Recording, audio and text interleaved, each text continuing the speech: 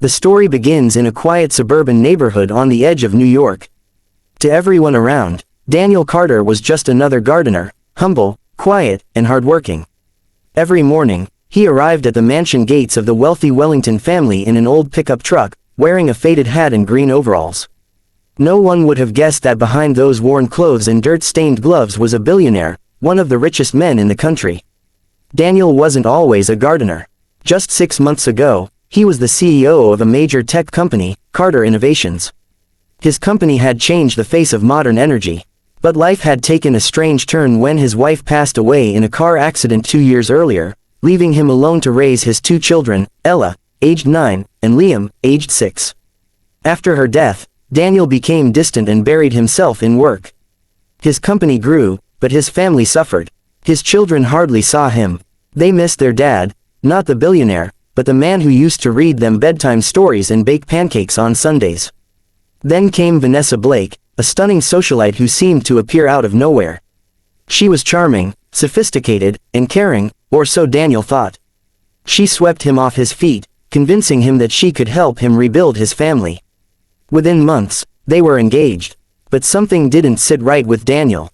The more he watched Vanessa interact with his children, the more he noticed her coldness. She treated them like obstacles, something to be tolerated until she had the ring in the bank accounts. One evening, Daniel overheard a conversation between Vanessa and her personal assistant. She said, "Once I marry him, the kids can go live with his sister. I'm not raising anyone else's brats."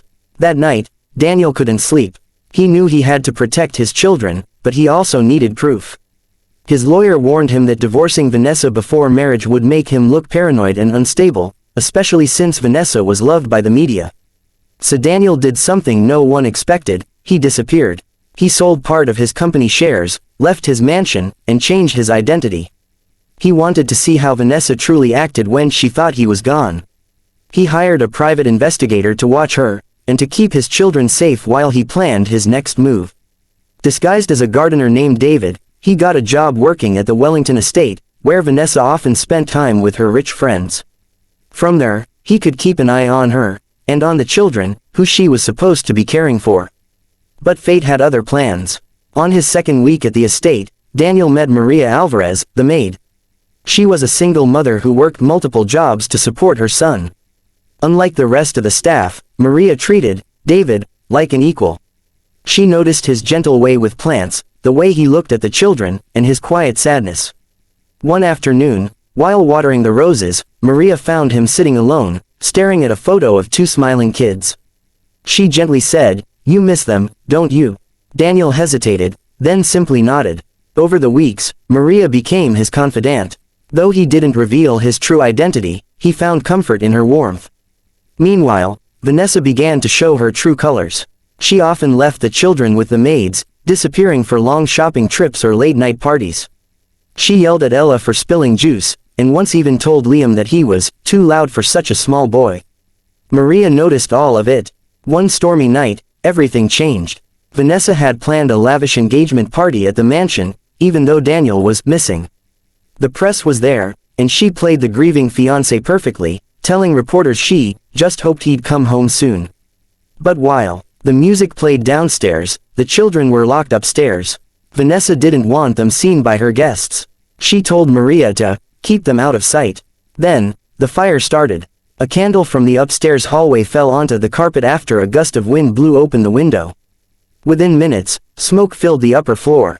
The alarms didn't work. Vanessa had disconnected them because they ruined the party vibe. Maria smelled the smoke and rushed upstairs. She fought through the flames, breaking open the door where the children were trapped. Coughing and crying, she grabbed Ella and Liam, covering their faces with her apron and leading them down the back stairs. Daniel, still disguised as David, saw them emerge from the burning mansion. Without thinking, he ran straight into the flames to find anyone else who might be trapped. The guests outside screamed as the ceiling collapsed behind him, but moments later, he emerged, carrying Vanessa, unconscious, in his arms. The news spread everywhere. Cameras captured the moment. The humble gardener became a hero. But in the hospital, the truth came out. When police investigated, they discovered Vanessa's lies, her fake charity foundations, her secret accounts, and even messages showing she had planned to move Daniel's children overseas once they were married. Daniel finally revealed who he truly was. Standing in front of Maria and his kids, still covered in bandages, he said softly, "My name isn't David. I'm Daniel Carter, and I owe you my life." Maria was shocked, but she simply smiled and said, "I don't care what your name is. I just did what anyone with a heart would do." Months later, Vanessa was arrested for fraud and endangerment. Daniel returned to his company, but this time, he was a changed man. He sold his mansion and bought a cozy home in the countryside, where his children could play freely. And as for Maria, she didn't have to work as a maid anymore. Daniel offered her a job managing his estate, but she became much more than that. She became part of the family. Every morning, Daniel would still tend the garden, not because he had to, but because it reminded him of the time he found what truly mattered. Not wealth, not fame, but love, honesty, and the people who stood by him when everyone else turned away. Because sometimes, life's richest blessings come when you strip away everything, and see who's still there beside you.